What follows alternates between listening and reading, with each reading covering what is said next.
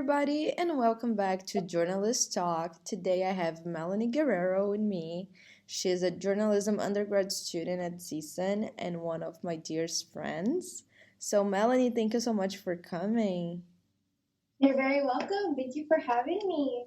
Yeah, I want you to start with a brief biography about yourself. It's something that I do with everyone, so we can settle the mood for all of my listeners. Okay, yeah. Can I be as candid as I want? Yes, you can. All right. Well, my name's Melanie Guerrero. I was born and raised in Southside Oxnard. I still reside here in Oxnard, still in the same home I grew up with, thankfully. I went to community college before I transferred out into Northridge. It is quite a distance to get to campus from my hometown, so I do take the train, but being the avid bookworm that I am, because I love to read and I love to write, it gives me a lot of time to just kind of relax and have this quiet space where I can just put in my headphones and read my books. Yeah, those are pretty much my hobbies. I'm a journalist student here. I'm studying broadcast journalism, actually going to be graduating, I guess this semester. I mean, I don't walk until May, but my last class is on Wednesday. So, yeah, that's just a little bit about me. I'm also really into makeup. I love makeup. I love dressing up. I like making aesthetic boards and playlist boards for the book I'm reading. So, it's a little fun fact about me. Love that. We love fun facts. Thank you so much for telling us all of that about you. And we can start. You touched that you're from Oxnard and all, and I know that you are so active within your community there. And I think that's like one of the most important points for journalists who want to make a real change is to be very active in something. Can you talk more about your relationship with your community and how maybe you want to use that in your work as a journalist? Yeah, so my parents really, and not to say enforced, but or encouraged. It kind of just happened. My parents, they didn't start becoming active into the community until maybe my sister and I were going through our first communion or confirmation, and that's kind of where I got my first taste of being part of my community, because being a part of my church, in my church, it wasn't just one of those Spanish churches. We had people of different races. It was mostly Latino and Filipino. That was most of the demographic of our church. And I started helping out in the summers when I was about 10, because when my mom went to go register me for communion and register my sister for confirmation, she just happened to be, as my mom does, she's a very nice lady, just happened to be making conversation with some of the people who were doing the official paperwork. And they mentioned how they needed volunteers. And my mom was like, all right, I'll help. I'll do the registration next summer. And then I can help teach a class um, the upcoming weeks of communion. And then my daughters can help too. Like she can literally just throw us all in there. But I don't ever remember being like sad or mad about it. I was always like, oh, cool. Okay, I guess this is what I'm doing for my summer break. And I ended up helping out with the church from literally the ages of maybe 11 all the way until my senior year of high school when I was 17. And at that point, I was already going on retreats and leading youth groups and helping teach my own catechism. Well, not my own catechisms, it was a duo. So there was one catechist, and then there was me, and we would just go back and forth. So there's that. And then my babysitter growing up, she was a pretty active member of the community. So when she would babysit me, she would take me out into the community and, would meet all these people. And by the time I got to college, I was missing that. I was missing being a part of my community, missing helping out the church. That I started helping out more with my babysitter, well, my past babysitter at this point, seeing what she needed help with. How can I help? Like, even if it was just babysitting the neighbors' kids, or going to the park and being like a second set of eyes when she was babysitting her nieces and nephews. And then ultimately the pandemic hit, I realized just how great of a community I live in. I mean, being a journalist student, we're always hearing stories about people who, just were under that poverty line or were just invisible enough that they didn't get enough coverage or seen or their stories weren't being heard. And I never saw that in my community. In fact, what I saw was a community banding together. Like, for example, that same neighbor helped organize a food drive that is still going on to this day. So we have obviously the nonprofit organizations in our group, they're doing a food drive, and then there's a separate food drive for different churches, and then her own, like, I don't want to say personal one, but her own kind of one that she did for the community, which my parents also help out with, and they encourage us to go help out with. And then around this time, I actually started working at a gym. I know, it just sounds really funny, working at a gym in the middle of a pandemic.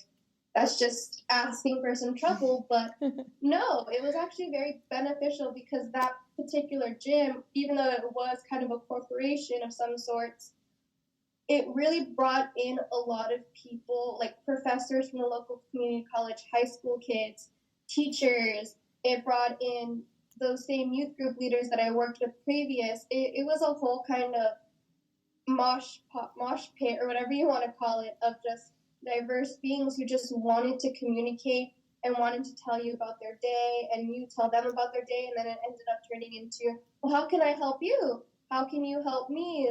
Here's some advice that I have. And then as we speak now, I'm actually a part of a different church where I was doing advocacy work for them. I was helping them with their social media stuff. I was helping them plan and organize events. I still am. In fact, we do have an event coming up on Saturday. It's like kind of a parent/kids day that we've been working on for about like a month and a half now. So community is very important to me, and it's also very important to me as a journalist to advocate that even though Southside Oxnard, which is I'm reiterating, the part that I grew up in, we have such a bad reputation. Everyone thinks that, well, not everyone, but the people who know of Oxnard immediately go to, gangsters and cholos and all these really bad things, these Latinos who aren't educated, because that was another thing that we hear. And helping out my community and being a journalist and advocating for a church or for a food pantry or something along those lines, it really kind of is able to help me share and bring light to my community and tell them, like, no, we are good people here. This is a community where people were down on their luck during the pandemic, and we rose to the occasion to help them. This is a community where I can be a Catholic and help out at a Lutheran evangelical church, be accepted, be prayed over for my finals, and be willing to accept members of the community, regardless of religion, because they need help babysitting their kids on one Saturday, or the kids need a safe place to come. Doesn't matter their religion, come with us. Like, that is what my community is about. It's welcoming, it's loving and accepting, and those are the stories that I want to tell as a journalist. I am so impacted. I'm not even joking. I love when you talk like about your community. I was even like, I saw it in your Instagram when I was doing my research about you. You made a video just talking about it, about your community and your family and how it was growing up in Oxnard. And you know what? Like, I honestly, I want to stay here in the US. It's not that I don't love my community of being from Brazil and all, but I think I can do more in here. And every time that I talk to you, I feel like inspired to just go out and, like, I don't know, go search for other Brazilians and do something about it. Because I mean, I know that there's like a lot of Brazilians here in Northridge, but we're always like so spread out that I don't even know where to start. But everything that you said, Mel, it's so amazing, and I really hope that you can keep doing those works that you're doing already, but with journalism and reaching more and more people to be aware of your community. That is amazing. Congratulations already for thinking like that, you know. That is great. Tell me a little more about your community college. Did you also study journalism in there? How was your experience in community college before coming to CSUN? So my experience at community college was wonderful. I can't talk down on it at all. You know, my community of Oxnard itself was just a home place. It was a great thing to be a part of. The same can be said for Oxnard College. I actually did not study journalism at Oxnard College because Oxnard College does not have a journalist program. In order to combat that, or it's not combat, that's probably the wrong word to use, but in order to kind of get the classes I needed to be accepted into a Northridge or into any other university that had a journalist program that I was interested in, I had to take film and media classes, which is so funny. Or actually, no, now that I'm thinking about it kind of goes hand in hand. So I was learning about film production and setting production sets and screenwriting and setting up a camera to film in community college to get me to a career where it's like I'm going to be reporting the news. There's no filmmaking to it, but there is storytelling to it. And I was learning how to maybe fictional stories, yeah, but I was learning to put those stories together and set them up to a visual. And then eventually that led me over to broadcast journalism. I did feel a little bit like my education lacked when I got to Northridge, just because I had students who were going to Moore Park College so for those of you who don't know, Ventura County, the community colleges were so big that they had to split them up into 3 different campuses. So there's Oxnard College, Ventura College, and Moore Park College. They're all community colleges, but they were so big that they split them up into different regions. So you could take classes at any college and still be credited as to one school. And thinking back on it now, it was so weird how Moore Park College had a journalist program, a thriving one actually. In fact, when I got to Northridge, a lot of my peers were referencing or like name dropping professors that they had who taught them journalism at community college, and the other professors like knew what they were saying. They're like, "Oh, okay, that makes you a good student then because you learned from the best." And I was just there kind of in my corner because I mean, I'm the only kid in the program who's from Oxnard. I remember my first day of classes. They were on Zoom, but I remember the first day, the first introductions in every single class that I had my first semester. The professor always asked, "Where are you from?" And, "Oh, Oxnard, what is that place? I've never heard of it." So it was really much of a culture shock to one, be studying film and TV media, to get into this program. Not only that, but to get into this program and be completely, I think, pushed to the side because I was not the kid who had these great professors. I was the kid who was a little behind in everything to catch up because I didn't have these same skills or these same kind of writings as the other kids or portfolios or experience. But, that just made me work a lot harder. I've been at CSUN for about 2 years now, so you would call that 4 semesters. 3 of those semesters I have been on Dean's List. I have made the best grades that I have ever, and it's really because of the resilience of having to, work harder, pay more attention in class, understand what is going. And that is a resilience that taught me at Oxnard College because even though I didn't learn all of those same skills, you best believe they taught me how to believe in myself. Mel, having classes with you and working with you at the radio station, I can tell you're not behind anymore. You're doing incredible. You have so much potential. You have no idea, girl. Thank you. But tell me a little more about film production and all this first step that you took to get to journalism. I know that you love storytelling because we're always talking about that because we have that in common. But how did you get to film production? Was something that they told you to take? Like, hey, we don't have journalism. This would be like the best bet to get somewhere, a 4-year university for journalism, or you just got interested in it halfway through your film production AA? So I always knew I wanted to go into broadcast journalism. My mom used to always tell me, I can't wait to see one of my girls on TV, or I would love to have my morning coffee and watch one of my girls news anchor. And when she was saying this, I didn't really know what I wanted to do, but I knew that one, I wasn't afraid of public speaking. I wasn't afraid of telling a story. I wasn't afraid of communicating, and it just like clicked in my head. Journalism, news anchoring, I can do that. That's perfect for me because I'm not afraid. I want to use these skills that I know that I'm the best at. So, I go, and I didn't know Oxnard College didn't have a journalism program. It's so funny. Like, I didn't know how uncommon it was to be a journalist in my area because I used to work in Camarillo, which is a town next to Oxnard, and even there, just for reference, Camarillo is a little bit more of a richer, less diverse neighborhood. They don't really have a lot of Latinos there. So you would think that they would understand like more than just the basic nursing and automatic careers that Oxnard students produce. But no, even then they were like, broadcast journalism? I never heard of that either. So I'm like, oh, fabulous. But going on to the film production classes, I mean, I think what they were trying to, they really tried their hardest with me. I did take communication classes, and they really were on me.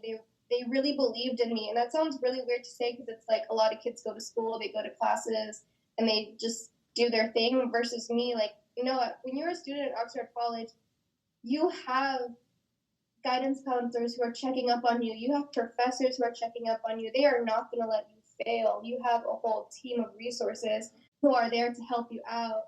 And so they were doing the research for me, and they were telling me, okay, when you go to this school or when you want to transfer over, well, let's put it into perspective, CSUN, they're gonna want you to know to set up a camera so you can do an interview. So take a film production class or an audio class. They can show you how to cut and edit audio, and they can show you how to set up a camera.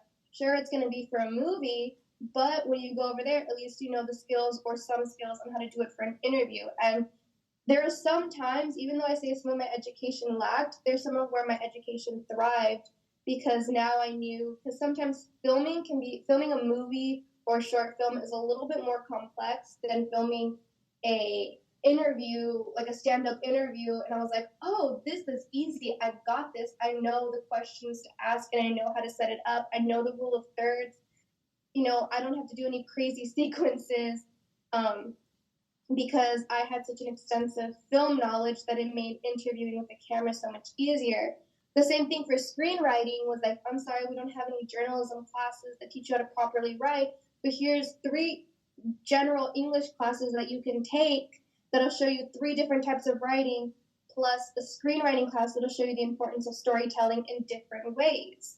Not only that, but they had these mass communications classes where they taught you how media and mass communication go hand in hand and how that reflects on a society as a whole. And that really helped me when I got here because some of the classes I was taking, I already had knowledge of. I already knew this. This was beginner stuff at OC, but it was high-level stuff at CSUN, which I thought was very interesting. So it really set me up in a ways that I didn't know, that I'm like just now being able to reflect on and be like, wow, I really knew what I was doing certain times, because even though it was so far-fetched to go from film to broadcasting, it still translated to almost the same skills. This whole time that you were talking, I was trying to translate a saying that we have in Brazil to English. I don't know how it's gonna go, but God writes right through different paths. It's something like that. Yes. I mean, I don't know the saying, obviously. Of course, I'm not Brazil, but I this whole time during the pandemic, what I used to tell myself was, God does not put things in your path that you cannot handle. Yeah, and it's just a bunch of other skills that you have that all those people from the other colleges and cool professors and well-known people or whatever, they didn't have it. They had one view only, and you had film production, screenwriting, other writing skills, other filming skills that people were just like, oh no, I know how to do this for journalism, but if you ask me to do a short film, I'm gonna do a longer journalistic piece because they know how to do that format, not like other ones. So I feel like that even gives you an advantage, which is really cool. Yeah, and it also teaches you a lot of tips and tricks. Like, it's so funny when I have to mic somebody up because usually they have to do like a 1-2 mic test. No, one thing that I picked up in a film production class was when you mic someone up, instead of doing mic check 1, 2, 3, say this, say that, keep them talking. Like, keep them, like, ask them what they had for breakfast, ask them what their favorite brand is, open-ended questions. And that's something I don't really see a lot of journalist students do here. No shame to them, no shame at all.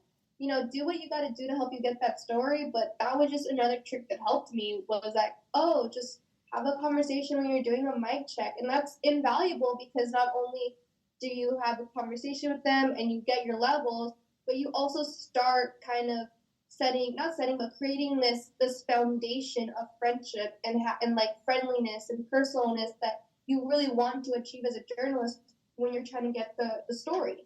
To all my dear listeners, please, this is a very nice advice that Melanie is giving y'all. So start using it because I feel like Mike 1, 2, 3 is like so. It's not professional. It's just like I have to get done with this so we can start, and it doesn't give like this proximity that sometimes it's needed for the story. But I know that you have a different view of journalism now than what you might have a few years ago. And I wanted to talk about that because I feel like our views agree also because I feel like journalism is so much more than what we're doing with it. Can you talk more about it? You know, when I first got into journalism, I'm not gonna lie, I was 18 years old. I had no idea what it meant to like put in the work and hustle and grind. I just was like, I just looked at the TV and I said, I want to be her. I want to be on the TV and I want to be reporting and looking cool and making tons of money. I know, very naive of me. But then, you know, I started learning, and of course, I had my education at OC, where that's another thing that I really like about my education at OC is that the professors there, they knew that I wanted to be a journalist major, but they didn't stop me from believing in the impossible. Like I think I've told you before, at the same time that I wanted to be a journalist, I was also trying to make it in acting. Like I really wanted to be an actress. Not as much anymore, to be completely honest. But they would have me. Everyone in the program knew that I wanted to be an actress. So every time they had like a short story or a short film, they were like, "Melanie, can you star in it? Melanie, there's like I do photo shoots, I do all of that, and it really opened my eyes to all the things that I was learning because in the same program I have photographers. Photographers were taking film and media classes. I had people who wanted to go into. It's so funny. There was this one kid who was very talented, and when I asked him like, "Did you want to be a director?" He said, "No, I want to be. I'm double majoring in psychology because I want to be a therapist for entertainers. Like I want to help entertainers get in the right mindset for a movie." I was like, "What? That's a thing." Like I went from understanding that all of my classmates didn't want to be actors and directors to going to a school where it really advertised hard news, be a political person, make it on KTLA and Spectrum. And at this point, I have already developed the mindset of, wait, what? Can't I do more? Like I realized very quickly I didn't want to be a news anchor anymore. I didn't want to be the person reporting the stories. I wanted to be the person telling the stories, which sounds kind of weird because you would think the news anchor is the one who tells the stories, but it's not. And I didn't want to do reporting at all. Like I don't want to be a journalist, which just sounds so weird because I'm about to graduate. But no, I want to take these skills that I learned, these media skills, these Instagram skills, and these everything that I like, setting up a camera, good lighting, audio stuff. I want to take that and take it back to my community because we do have a local newspaper here, and I would love to work with them or the high school I went to. Like they didn't have a lot of resources. They're still on print newspaper. They don't know about websites or Instagram or TikTok or how that's being used for for journalism nowadays too, I would love to go back and teach those same skills I just learned to them. And at the same time, I also, refound my love of writing. Like I've always been a writer since I was a little kid, but once I started at CSUN, I kind of lost it because I was more so like focused on analytical and logic and getting the facts. But going through this program, I learned that I still do love writing fictional stories. And one of my classes taught me how to write a blog. Like how, obviously, it was a journalistic blog, but he encouraged me to create a short story blog. And it's gotten some attention. There's an Instagram on it, all this stuff. And I would love to go back again and teach that or use that to my benefit, to take those skills that I learned and make something of myself rather than just of what journalism expects me to do. I love that. And you touched on one of my last questions. Now we're going towards the end of our conversation. I have three more questions for you. And one of it is talk more about your website with short stories. I loved it. I read it. And, we were always writing our short stories and poetry like in classes. I know that's not good. Please, the students, don't do that. But it was so nice to have like someone to talk to about this type of things, and you actually did a website on it. I am still formatting to do kind of a book. So talk more about it. Where did your ideas come from? What do you write about? Just let us know anything about your writing on the website. I'll always talk about my writing. So my website. Well, let me give you my Instagram. My Instagram is Ink Stains and Daydreams, and on there is the link. It's still a Wix site, so I still am in the process of getting the domain name, like just to Ink Stains and Daydreams. But there's a link on that Instagram page to my website. Writing okay. This is gonna sound really funny, but growing up, all I really had was writing. Like I didn't know, like I was still trying to find my friends. I was eating lunch alone. Like it wasn't a good experience for me growing up socially. And obviously that also means that, up in my head, it wasn't a safe place either. So I wrote stories to create a safe place in my head. I wrote stories so that when my mind began to wander, I didn't wander into the negative, side of things. I wandered into like the fantasy of things of what could be like. For example, if my friends were picking on me at lunch and I ran to the restroom to go cry, I would instead go and I would think, okay, I'm crying in the restroom, but this is the part where a magical portal is going to open up and they would take me away to this Neverland kind of world.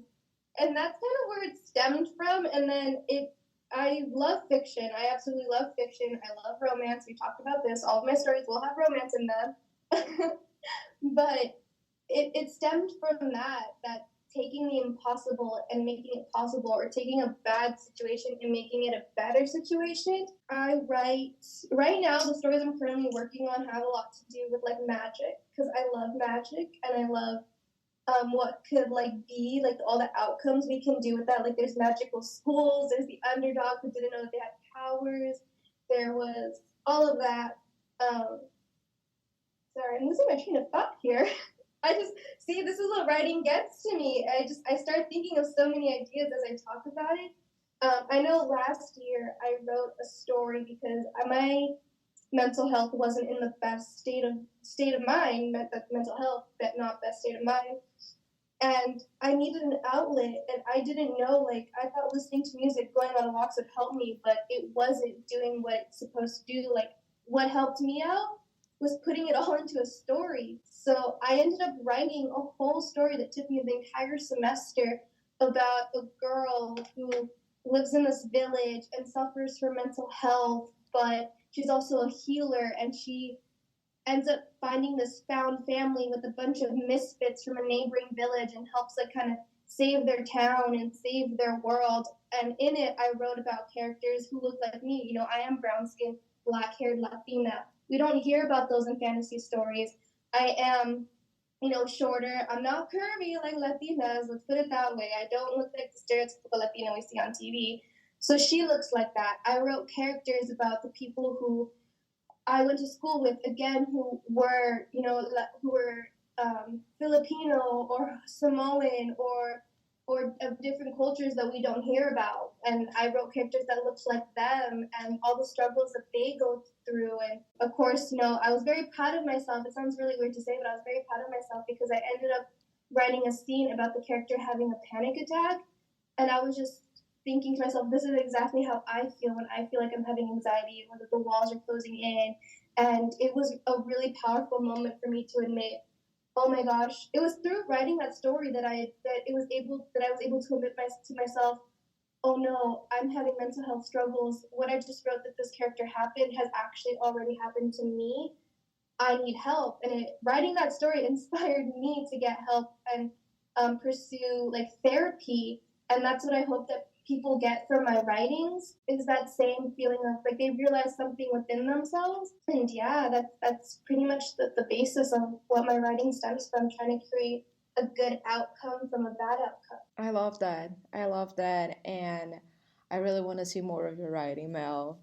Keep updating the website, please. I will try my best. No, of course, of course. All in the right time.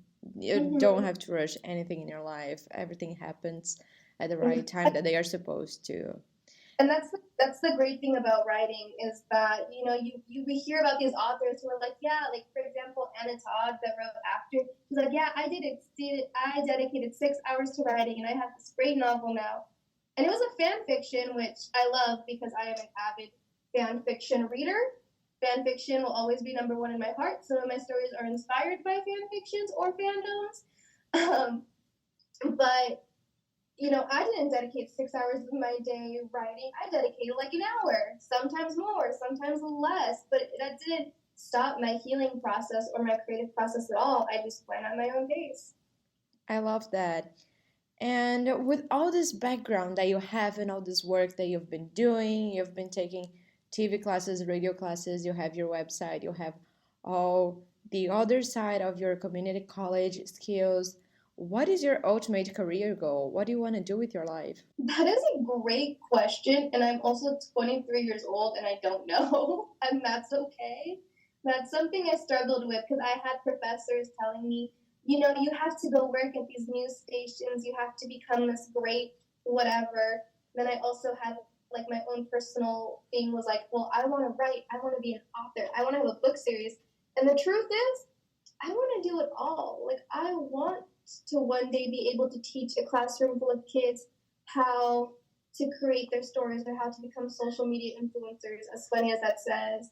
Because honestly, that's a whole other conversation, but that's where the world is going now. Like social media is quite important, and I would like to teach individuals, kids, how to navigate that. I would like to have my own book series, and I would like to end up on shows like Good Morning America or KTLA or whatever, talking about my book series and doing all of that stuff. Like I want it all, and I think that if I put in the work, I can do it. And honestly, something that I took for granted and I want to do it all in Oxford, by the way. I want to do it all here in my community where I feel like they would benefit the most from it because they deserve it. And honestly, something that I learned in the pandemic was that it's okay to have aspirations for a 9-to-5 job as well. It is okay to be just an average plain Jane who just wants to live their life the way that they want to live their life. There's no rule that says we all have to aspire to be rich and famous and great. The only rule is to aspire to be happy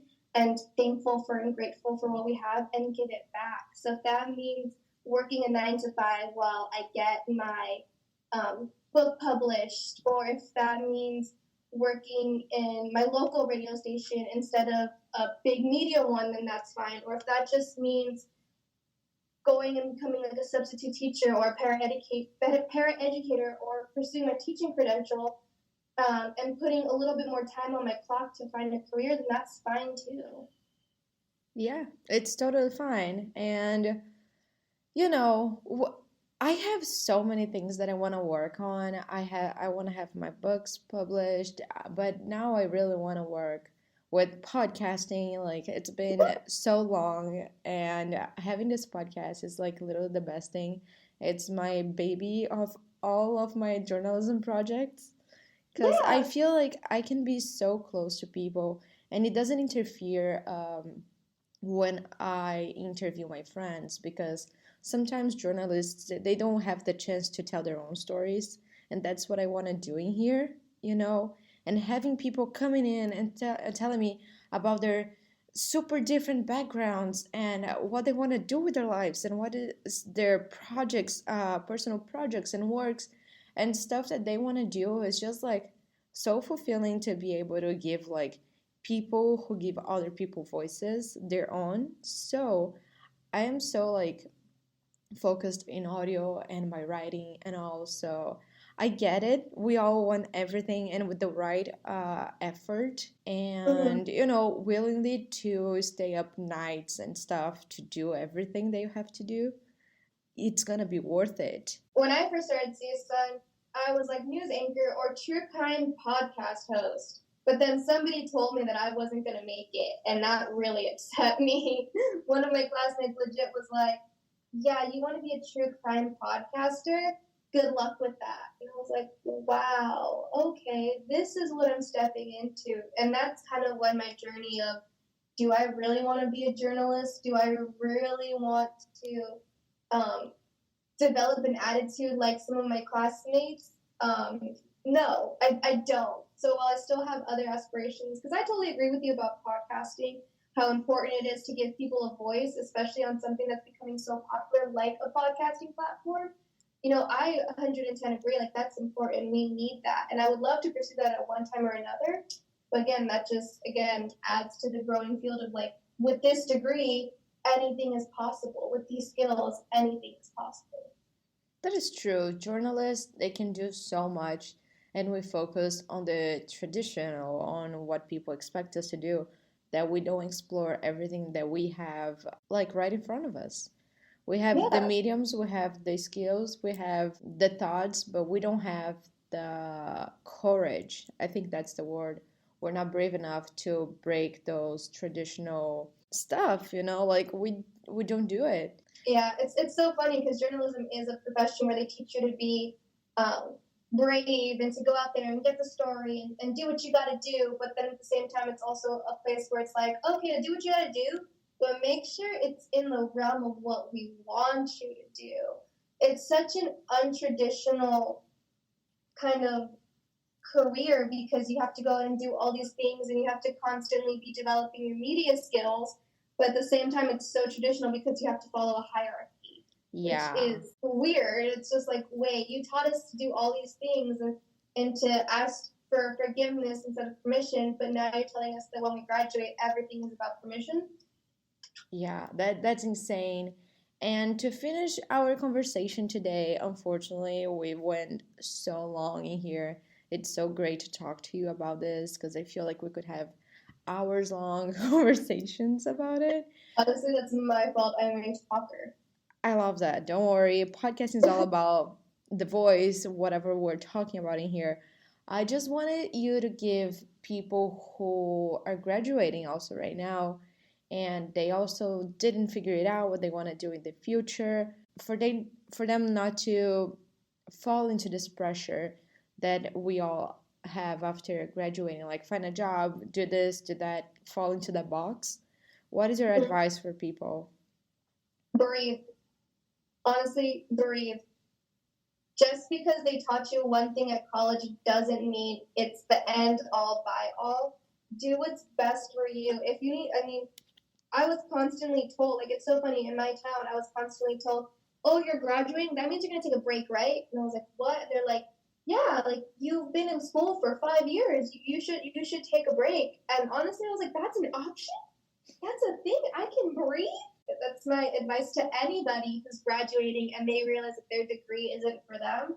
Just breathe, and what happens, happens. And don't forget that some of those skills that you learn are transferable to other things. So it's okay to be knocking on doors and trying new things. We're in our 20s. No one has life figured out in their 20s. And if you're older and with kids and a family, then that's totally fine too, because you showed that you are capable of something and you committed to something and you can commit to something else too. Like it is totally fine to just breathe and take a step back and figure out what it is that you like and what is it that you don't like. And don't shame yourself for picking a major that you don't like. There was at one point where you did like it or where you felt the need to take that major, and it just so happens that it didn't work out, and that's fine. That's life. That doesn't mean you're gonna end up sad and depressed the rest of your life. It just means it's one thing you don't like, but there's other things that are like, let me go explore that. Mel, the one thing that I want to say after this interview is thank you. Thank you for talking to me about all of that and enlightening the listeners with all of your ideas and opinions and your life experience. Thank you so much for coming here today and talking to me. It was really amazing to have you. It was amazing to be here and to be accepted for those controversial opinions. I mean, other people may think they're controversial, but I'm glad to voice them. And if anyone hears them, at least know that they are not alone in whatever it is that they are facing.